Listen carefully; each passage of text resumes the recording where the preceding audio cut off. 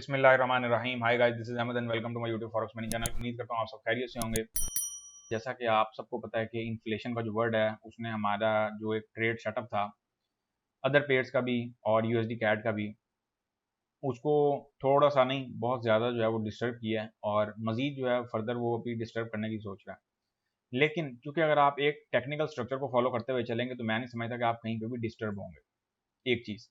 दूसरी बात यह है कि मैंने यूएसडी कैट पे आपको एक फॉलोइंग वज पैटर्न का स्क्रीनशॉट दिया था टेलीग्राम के चैनल पे, और उम्मीद करता हूँ कि आप लोगों में से कुछ लोगों ने उस पर काम किया होगा। उसमें बेसिकली जो मैंने सिनेरियो आपको दिया था सेल का था, लेकिन मैंने साथ साथ जहाँ पे सेल का सिनेरियो दिया था सेल में से हमने 30 पिप्स भी बुक की। उसके बाद जब इस वेज का ब्रेकआउट हुआ तो उस ब्रेकआउट पे किसी ने एंट्री ली या नहीं ली, खासतौर पर ये मैं बिगिनर्स के वाले से बात कर रहा हूँ।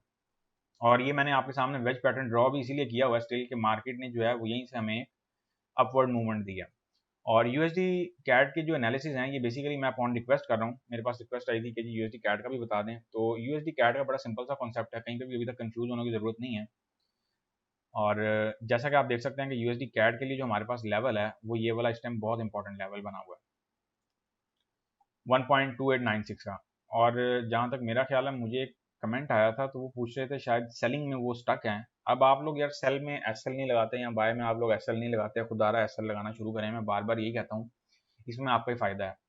अगर आप लोग एसएल नहीं लगाते तो फिर आप लोग हेज फंसा लेते हैं, तो उसका ना कोई फ़ायदा नहीं होता। ऐसी ट्रेड का कोई फ़ायदा नहीं है, याद रखें, कि जिसमें आप यहाँ से सेल फंसा के बैठ गए और यहाँ से बाय फंसा के बैठ गए। और मुझे ये बताएं, आप लोग अपने ज़हन को सिर्फ एक तसल्ली दे रहे होते हैं, ये ज़हन को तसल्ली देने वाली बात ही है, ये इससे आगे कुछ नहीं है। उसकी सबसे बड़ी रीज़न ये है कि आप लोगों का जो ये यहाँ पे जितना भी आपकी ओरिजिनल अमाउंट है वो स्टक हो गई है, वो वट एवर ब्रोकर के पास या मार्केट के पास वो स्टक हो गई है, और उस पर मार्केट फिर बिजनेस कर रही है और आप लोग सिर्फ शक्ल ही देख रहे हैं कि मतलब अब हम जो है ये पैसा कब हमारा जो है वो रिलीज होगा। इससे पहले मेरे पास एक ऐसी मिसाल जो है वो जीबीपी यूएसडी के पेयर पे आई थी। फिर रिसेंट में आप लोगों के साथ एक स्क्रीनशॉट किया, उसमें भी यही कॉन्सेप्ट था। तो इस कॉन्सेप्ट से बाहर निकलें और अपनी जो मेंटली अंडरस्टैंडिंग है, साइकोलॉजी है, उसको इम्प्रूव करने की कोशिश करें। मेरी भी कोशिश यही है कि मैं जिस हद तक मुमकिन हो सके जो है वो आप लोगों को जो है इसके बारे में जो है रहनुमाई फराहम कर सकूँ। और कुछ मेरे पास कोर्सेज़ की भी डिमांड आ रही है यार। कोर्सेज़ के लिए थोड़ा सा ज़रा आप वेट करें, क्योंकि कोर्स के लिए जब हम निकलेंगे तो फिर हमारी पूरी तवज्जो जो है वो उसी तरफ होगी, और मैं कोशिश ये करूँगा फिर आपको जो है डेली बेसिस पे साथ लेके चलूँ। अच्छा, अभी के लिए अगर हम बात करें यूएसडी कैट के लिए जो इस टाइम जो एक स्ट्रॉन्ग रेजिस्टेंस एरिया हम देख रहे हैं वो ये वाला लेवल देख रहे हैं, और मैं आपको सजेस्ट भी यही करूंगा कि इस लेवल के नियर बाय ही एंट्री लीजिएगा। ये 1.2781 पे इस टाइम मार्केट है, और ये जो लेवल है ये ऑलमोस्ट 100 पिप्स अप का है। अब यहाँ पे आपके पास दो कंडीशंस बड़ी क्लियरली बनती हैं। अभी मार्केट को इस जोन में थोड़ा सा कंसोलिडेट होने दें। अगर तो मार्केट यहाँ से हमें कोई रिवर्सल देती दिखाई देती है देन हम इसमें देखेंगे, लेकिन अगर नहीं देती तो फिर हम इसको टेम्परेरी जो है वो एक ट्रेड सेटअप का वेट करेंगे। और उसके बावजूद भी अगर आपने एंट्री लेनी हो तो फिर आप पार्शियली स्मॉल लॉट साइजेस से एंट्री लीजिएगा, स्मॉल लॉट साइजेस से। और मैं ये बड़ी इजीली समझता हूँ कि मार्केट के लिए जो है वो इस लेवल तक आना ना कोई बड़ी बात नहीं है। जिस तरह का इन्होंने इम्पैक्ट दिया हुआ है, न्यूज़ इम्पैक्ट दिया हुआ है, और जिस तरह से आगे एफओएमसी खड़ी है। और एफओएमसी को बेसिकली हवा बनाने की ज़रूरत नहीं है, लेकिन ये है कि उसको इग्नोर भी नहीं किया जा सकता, क्योंकि एफओएमसी जो है वो मेन एजेंडा है हमारा अपकमिंग वीक का। और मैं आपको सजेस्ट ये करूंगा कि उससे पहले पहले जितनी आप प्रॉफिट टेकिंग कर सकें कर लें, और कोशिश करिएगा कि एफओएमसी के टाइम पे मार्केट में ना कोई आपकी ट्रेड बगैर एसएल के ना चल रही हो। ट्रेड चलना कोई इशू नहीं है, लेकिन बगैर एसएल के चलना ये बहुत बड़ा इशू है, क्योंकि मार्केट ने क्या करना है उस टाइम पे, या मार्केट ऊपर निकल जाएगी या मार्केट नीचे निकल जाएगी। और होगा क्या कि आप लोग जो है फिर अकाउंट भी नहीं संभाल पाएंगे। कईयों के तो अकाउंट जो बिगिनर्स हैं उनके तो मैं ये हैरान हूँ कि न्यूज़ पे तो एक हद तक यह बात समझने में आती है कि आपका अकाउंट वॉश हो गया, लेकिन यहाँ पे कुछ मैंने ऐसे इंट्राडे ट्रेडर्स देखे हैं या बिगिनर ट्रेडर्स देखे हैं, मैं उनको बिगिनर कंसीडर करूंगा, कि जिन्हें यही नहीं पता कि हमने कितने पे कितने डॉलर के अकाउंट पे कितना हमने लॉट साइज ओपन करना है, और वो आम दिनों में अकाउंट वॉच करवा रहे हैं। यार आप लोग आम दिनों में तो आम दिन तो होते कमाने के हैं, आप लोग बगैर एसएल के पीछे पड़े हैं। मैं बगैर एसएल पे भी फोकस करूंगा, क्योंकि मैं खुद भी एक अरसा जो है बगैर एसएल करता रहा हूँ, और अभी भी मैं बगैर एसएल बास टाइम प्ले करता हूँ।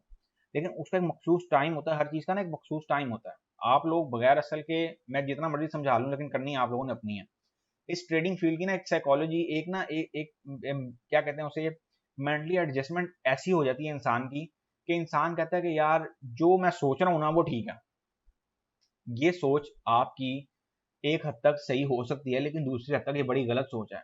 आपको मार्केट के हिसाब से देखना है कि मार्केट क्या कह रही है, उस हिसाब से अगर आपकी कोई स्ट्रैटेजी बैठती है देन आप ठीक हैं। ऐसा नहीं है कि आप जो मूवमेंट सोच रहे हैं वो ठीक होगी। तो यूएसडी कैड का जो मैं बड़ा ही सिंपल सा स्ट्रक्चर ड्रॉ करने जा रहा हूँ, वो मैंने आप लोगों के सामने एक तो स्ट्रक्चर ड्रॉ किया है, और फर्दर मैं ये आप लोगों को सजेस्ट करूंगा कि हम इसकी सेलिंग की जो है वो अपॉर्चुनिटी हमारे पास आती दिखाई दे रही है, और हम सेलिंग का जो है इसमें सेटअप जो अपना देखेंगे। अच्छा, मैं यहाँ पे मेंशन करने जा रहा हूँ USD CAD H4 chart analysis. हम बात कर रहे हैं यूएसडी कैड को सेल करने की। अच्छा, ये तस्वीर का एक रुख है, और अगर इन केस अगर इस एरिया का ब्रेकआउट हो जाता है, मार्केट इस रेजिस्टेंस एरिया में नहीं संभलती, तो फिर यहाँ पे टेस्ट होकर मार्केट जो है एक न्यू हाई की तरफ जा भी सकती है। इस चीज़ को भी आप लोगों ने ध्यान में रखना है, क्योंकि इस लेवल के बाद हमारे पास सिर्फ एक ये माइनर सा रेजिस्टेंस एरिया बचेगा। ये एक हेड बना हुआ है आसान अल्फाज में, और इसने भी basically head and double shoulder pattern जो है वो क्रिएट किया था। इस ये जो स्टडी है बेसिकली अब ये डीप स्टडी है, इसको हम जो है इन फ्यूचर देखेंगे और सेपरेट अपने कोर्स में या वीडियोस में देखेंगे। अच्छा, आसान जो बात अभी मैं करूँ वही है कि ये अभी के लिए हमारे पास एक हेड बना हुआ है, और ये हेड जो है वो एक रेजिस्टेंस एरिया भी है, इसलिए इस लेवल को भी कतन इग्नोर नहीं करना। अगर मार्केट यहाँ से कोई ब्रेकआउट देती है लेट सपोज, तो फिर हमारे पास ये एरिया है, फिर हम यहाँ से इसकी एंट्री का सोचेंगे, फिर हमारे पास यहाँ से इसकी एक एंट्री बहुत मज़ेदार बन सकती है, यहाँ तक की भी बन सकती है और इससे नीचे की भी बन सकती है, लेकिन ये हम इसको जो है इंट्राडे बेसिस पे जो है ना वो हम फॉलो करेंगे। अभी के लिए जो बड़ी मुख्तसर सी चीज़ है, मैं यहाँ पे ये हेड लगा रहने देता हूँ ताकि आप लोग कहीं पे भी कंफ्यूज ना हो, और आप लोग दोबारा वीडियो देखें तो आप लोगों को ये पता चल जाए कि हमारे पास हेड बना हुआ है। हेड रेजिस्टेंस है, मैं इसको रेजिस्टेंस कंसीडर करता हूँ। हेड में आप लोगों के लिए इसलिए कह रहा हूँ ताकि आप लोग जो है इस चीज़ को देखें कि मार्केट ने एक यहाँ से एक यू बनाया, एक यहाँ से एक रिवर्सल बनाई थी, और मार्केट मैं जहाँ तक समझता हूँ यहाँ से कोई बहुत मज़ेदार रिवर्सल, एक डाइवर्जेंस वाली रिवर्सल बना तो पाई है, लेकिन जो है ना फिर भी यहाँ पे अभी कुछ मजीद जो है ना मैं इसकी फर्दर डाउनवर्ड मूवमेंट एक्सपेक्ट कर रहा हूँ। यूएसडी कैड की बात कर रहा हूँ मैं, और मैं स्टडी बेस पे कर रहा हूँ, किसी तुक्के बेस पे नहीं कर रहा। कतन ये ना समझिएगा कि मैं बगैर असल या मैं भी जो है ना हवाई बात यहाँ पे करके निकल जाता हूँ, ऐसा कुछ नहीं होता, क्योंकि मैंने भी स्टडी की होती है, तो मैं आपसे जो है इस चीज़ में जो है वो चर्चा कर रहा होता हूँ। अच्छा जी, यूएसडी कैड का बड़ा सिंपल सा कॉन्सेप्ट है, सेलिंग की ट्रेड इसमें प्लान करें। और अब देखें ना, अब जो यहाँ से इन मिसाल है नीचे से सेल में बैठे हुए हैं, अब मार्केट यहाँ पे आएगी तो मैं सजेस्ट ये करूँगा यहाँ से आप सेल कर लें। अब यहाँ से आप लोग सेल तो कर लेते हैं, लेकिन आप लोग उसका भी एसएल नहीं लगाएंगे, तो वो ट्रेड सेटअप तो फिर किसी काम का ना हुआ।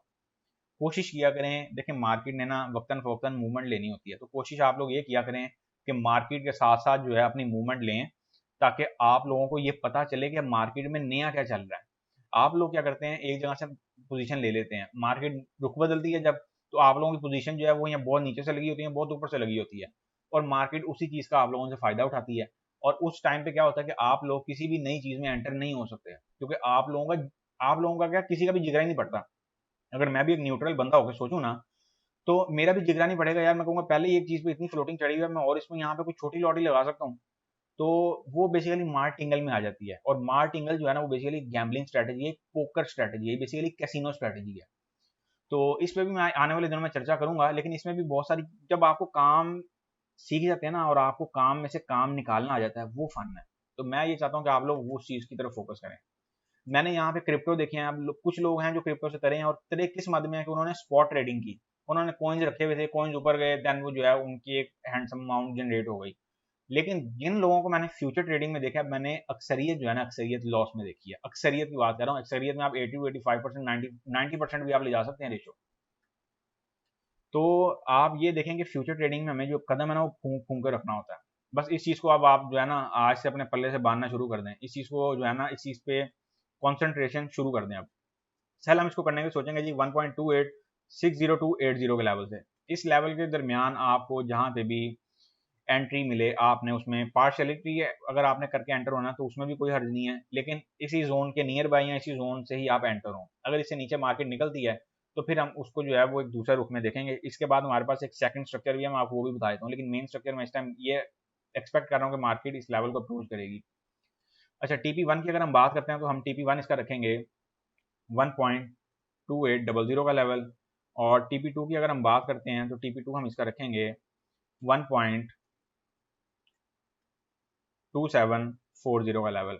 TP3 की अगर हम बात करते हैं तो वो है 1.2680 1.80 का लेवल, और TP4 की अगर मैं बात करता हूँ तो वो होगा 1.2600 का लेवल। इनफ है, अपना ट्रेलिंग स्टॉप करके ट्रेडों को चलने दें, कहीं पे भी अपनी कोताही ना बरतें। जो अपकमिंग न्यूज़ वीक है ना, इसने मार्केट का रुख तयन करना है। अब इन लोगों ने मिसाल मैं आपको देता हूँ कि जब एक चीज़ पे हाइप क्रिएट हो जाती है ना, तो सब देखते हैं कि यार अब मार्केट जो है जितना ट्रेडर है वो उस वे में आके बैठ गया, तो उसकी ऑपोजिट बैटिंग की जाती है। ये यूएसडी यन पे भी यही चीज़ है। यूएसडी यन का इन्होंने एक हाइप क्रिएट की हुई है। अब इन्होंने इस टाइम हाइप क्रिएट की हुई है कि 138 के लेवल पे, लेकिन जब मार्केट में एक चीज़ हाइप क्रिएट हो जाती है, अगर 35 का लेवल टूट गया तो फिर हम नताइज बड़े भुगतना पड़ सकते हैं अपवर्ड मूवमेंट के लिए। और ये भी हो सकता है कि मार्केट एक तेजी में ऊपर जाए, ऊपर में एक जस्ट टेस्ट दे या कहीं पर रेजिस्ट करे हल्की सी, और देन जो है वो बहुत तेजी से बेरिश रैली में निकले। मैं बेसिकली इस तरफ की जो है या ऐसी मूवमेंट की एक्सपेक्टेशन में हूँ। इन्फ्लेशन ही है ना, इन्फ्लेशन अब इसमें कोई शक नहीं है कि इसको इग्नोर नहीं किया जा सकता, लेकिन आज नहीं तो कल संभल जाएगी। मैं आपको बहुत आसान अल्फाज में समझा रहा हूँ। तो इसलिए डरना जो है ना किसी भी चीज़ से वो हल नहीं है, वो किसी भी चीज़ का हल नहीं है। अच्छा जी, एसएल है ना इसका, वो आप कंसीडर करें 2960 का। ये तकरीबन 80 to 100 की उसका इसका एसएल है, 1:3 का रिवॉर्ड इसमें होगा, और आप इसको फिर उस हिसाब से जो है प्लान करते जाएं। यहाँ पे मैं लिख देता हूँ फर्स्ट सिनेरियो। हमारे पास बेसिकली दो सिनेरियो इसमें बन रहे हैं, लेकिन दोनों ही सेल के बन रहे हैं। मैं आपको ये भी क्लियर कर दूँ। और वीडियो जब आप लोग देखते हैं ना, तो बराए मेहरबानी वीडियो को पूरा देखा करें, इसमें आप ही का फायदा है। जब आप लोग वीडियो बीच बीच में से गुजार के देखेंगे ना, तो फिर उसके नतीजे ये होंगे कि आप एंट्री तो ले लेंगे, उसके बाद फिर आप मुझे पूछेंगे कि जी इसमें अब करना क्या है। तो इसीलिए मैं कहता हूँ कि बेहतर है आप लोगों के जहन में हर चीज़ बैठी होनी चाहिए कि इस जो है ना हमारे पास इस टाइम पे ये चीज़ थी और इस टाइम पे अब ये है। अच्छा, ये हो गया हमारा first scenario, opening price, SL price. उसके बाद हम आते हैं जी TP1 की तरफ। TP1 का एरिया हमारे पास ये है, और TP2 की अगर हम बात करते हैं तो TP2 का जो हमारा एरिया है वो ये है। TP3 की अगर हम बात करते हैं तो वो हमारा एरिया ये है। उसके बाद अगर हम बात करेंगे TP4 की, तो TP4 का जो हमारा लेवल है वो है ये। अब कुछ लोगों को लेवल समझ नहीं आते कि जी लेवल की आप बात कर देते हैं, लेकिन लेवल हमें समझ नहीं आते। तो मैं आपको सिर्फ सजेस्ट ये करूंगा कि लेवल ये मैंने जो यहाँ पे लगा दिए ये लेवल ही है, इनको आप लेवल कंसीडर किया करें। जरूरी नहीं है कि मैं एक लाइन इस तरह की लगा दूं तो उसको आप सिर्फ लेवल समझें। ये जो सपोर्ट और रेजिस्टेंस है ये भी लेवल्स हैं, इनको लेवल्स कंसीडर किया करें, ये बहुत इंपॉर्टेंट लेवल्स होते हैं। ये हो गया हमारे पास फर्स्ट सिनेरियो। अब मैं चल रहा हूँ सेकंड सिनेरियो की तरफ, इस पर भी तवज्जो रखिएगा। ये भी बड़ा ही जो है ना गहरा सिनेरियो है, और है ये भी सेल का। अब मार्केट जो है वो इस एरिया में आके ना हल्की सी रेजिस्ट होती है हमें दिखाई दे रही है। फर्स्ट सिनेरियो बेसिकली मेरा बनाने का पर्पस ये था कि हमें जितनी ऊपर से हो सके एंट्री मिले, ताकि हम जो है अपनी ट्रेड को एक सिक्योर वे में लेके चल सकें। अब ये एरिया तो आप लोगों ने देख ही लिया, और इसको मैं फर्दर जो है वो यहाँ पे आप लोगों को समझाने के लिए थोड़ा सा जो है ना, हाँ अब बेटर है। ये देखें, ये जो यहाँ से ना मैं कुछ रिवर्सल भी एक्सपेक्ट कर रहा हूँ, अगर मैं तस्वीर का दूसरा रुख देखूँ तो। अब वो रिवर्सल क्या है? वो रिवर्सल ये है कि हमारे पास अगर मार्केट यहाँ पे रेजिस्ट हो जाती है, तो मार्केट ने इसी लेवल पे लास्ट टाइम बहुत नॉइज क्रिएट किया था। ये भी पॉसिबिलिटी है कि मार्केट आपको यहाँ से भी एक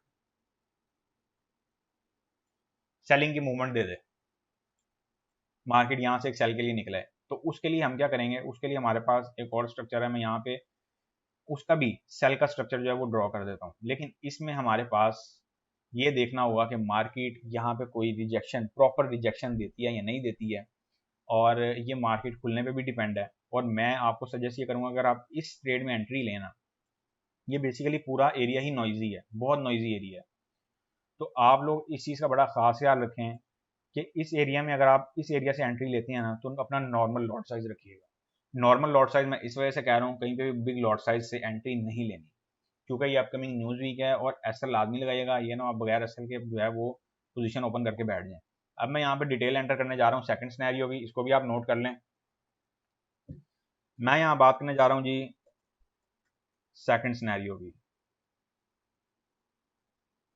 सेकंड सिनेरियो भी हमारा सेल ही है। हम यहाँ से इसको सेल करने की अगर सोचेंगे तो वो ये सोचेंगे 1.279029 का लेवल। TP1 की अगर हम बात करते हैं, TP1 हमारे पास इसका आएगा 1.2730 का लेवल। TP2 की अगर हम बात करते हैं तो वो आ जाएगा 1.2670 का लेवल। TP3 की अगर हम बात करते हैं तो वो आ जाएगा 1.2580 का लेवल, इनफ है। बेसिकली 25-50 से नीचे मैं खुद ही नहीं जा रहा, क्योंकि वहाँ पे एक लो बजा हुआ है, अगर वो लो वहाँ पे हमें अगेन कोई स्ट्रॉन्ग सपोर्ट देता है या सपोर्ट एरिया क्रिएट करता है, फिर हम उसको वहाँ से देखेंगे। मैं उसको अभी तक जो है वो एक सपोर्ट एरिया ही कंसीडर कर रहा हूँ, लेकिन अभी जो लो रिस्क या कह रहे हैं आप, एक जो उसकी सतह है वो अभी लो है, उसको जो है ना मजीद अभी उसके जो टेस्ट हैं वो हों, देन फिर जो है उसकी तरफ कुछ प्योरिटी आएगी। अच्छा, अगर हम एस की बात करते हैं तो एस हम इसका रखवाएंगे 1.2850 का लेवल। इस ट्रेड में आपका 50 to 60 पिप का एस है। ये मैंने डिटेल्स एंटर कर दी हैं, इनको नोट कर लें। और जो न्यू ट्रेडर्स हैं मैं हमेशा उनको यही कहूँगा, एक सजेशन दूंगा कि आप लोग पेपर जो है ट्रेडिंग करना शुरू करें, डेमो ट्रेडिंग करना शुरू करें, ताकि आप लोगों को पता हो ये कॉन्सेप्ट है, इनको समझें। ज़्यादा से ज़्यादा एस हिट होगा। आप ये देखेंगे जब हमारा एक रिवॉर्ड चलता है तो वो हमें 60 to 70 80 पिप्स भी देके जाता है, 40 पिप्स भी देके जाता है, बार बार भी देके जाता है। नहीं यकीन तो पिछले हफ्ते की गोल्ड की वीडियो जाके देखें, गोल्ड ने हमें बार बार स्कैल्पिंग दी, यूरो यूएसडी ने हमें बार बार ट्रेड्स दिए हैं। तो अगर ऐसे में कोई एक दो या तीन चार एसएल आपके हिट हो जाते हैं तो कोई बड़ी बात नहीं है। आपके एसएल एक लिमिटेड अमाउंट के हैं, लेकिन आपके टीपी जो है वो उसके एवरेज बहुत ज़्यादा अमाउंट के होते हैं। अच्छा, ये हमारे पास एसएल एरिया ये आ गया, ओपन एरिया ये आ गया। उसके बाद TP1 की अगर हम बात करते हैं तो TP1 हमारे पास जो है वो ये एरिया बनेगा। प्रॉफिट टेकिंग मैं इसीलिए टाइम से बुक करवा रहा होता हूँ कि आप लोगों को कहीं भी अगर आपका एसएल इन केस हिट हो जाता है तो आप लोगों को ये ना फील हो कि हमारा जो है ना एसएल हिट हो गया और हमारे पल्ले से गए हैं। असल मार्केट में जो है ना पैसा जब पल्ले से जाता है ना तो वो एक बड़ा जोरदार झटका होता है, चाहे उसमें बगैर एसएल हो और चाहे उसमें जो है आप ये कह लें कि एसएल के साथ हो। तो एसएल के साथ गया हुआ ना वो एक लिमिटेड होता है, वो एक लिमिटेड पिप्स होती हैं, वो उसमें हमने अपने आप के साथ जो है ना एक एडजस्टमेंट की होती है कि हम इतना जो है बियर कर सकते हैं। लेकिन ये TP3 का लेवल हो गया। सो गाइस, ये थे हमारे USD cat H4 chart upcoming week analysis. उम्मीद करता हूँ आपको बहुत बेहतर तरीके से समझ आए होंगे। दो सिनेरियो हैं, दोनों सिनेरियोज में भरपूर एंटर होने की कोशिश कीजिएगा। इस सिनेरियो पे फोकस किया जा सकता है, लेकिन इसको मैंने सेकंड इसलिए रखा है कि अगर मार्केट जो है वो ओपन होते साथ कोई ऐसी वीक दे देती है और देन फिर इसी रेंज में आती है तो फिर आपके पास ये वाला जो सिनेरियो है ये वैलिड हो जाएगा। अगर मार्केट जो है डायरेक्ट ऊपर निकल जाती है फिर हमारे पास ये वाला सिनेरियो वैलिड हो जाएगा, फिर बेशक आप सिर्फ इसी में एंटर रहें, फिर इसमें एंटर होने की जरूरत नहीं है। और याद रखें कि इसका जो ये स्ट्रॉन्ग सपोर्ट एरिया ये भी बड़ा अहम है, इसको कतई इग्नोर ना कीजिएगा।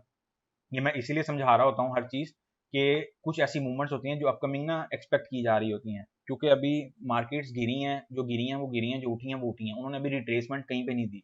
तो मैं ये समझ रहा हूँ कि एक रिट्रेसमेंट हमें चाहिए और मार्केट को वो देनी भी चाहिए, देन फिर आप उससे आगे जो अपनी मूवमेंट एक्सपेक्ट करें। सो गाइस, जब मिलेंगे नेक्स्ट वीडियो में, तब तक के लिए अपना ख्याल रखें, दुआ में याद रखिएगा। अल्लाह हाफिज़।